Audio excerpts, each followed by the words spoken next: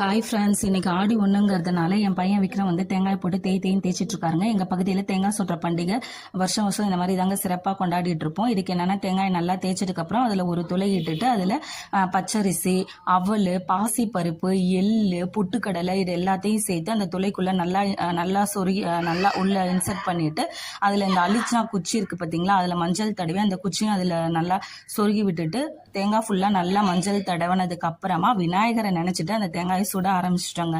So முன்னெல்லாம் வந்து தெருவில் நெருப்பு மூட்டி எல்லாரும் சேர்ந்து சுடுவோம். பட் இப்போலாம் வீட்டுக்குள்ளேயே அவங்கவுங்க கேஸ் ஸ்டவ்லேயே சுட ஆரம்பிச்சிட்டாங்க.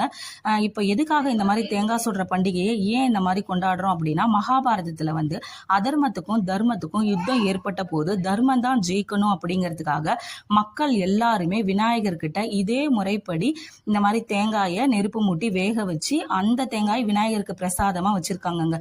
ஸோ அதே முறையை இப்போ வரைக்கும் நம்ம கடைபிடிச்சிட்டு இருக்கோம். ஸோ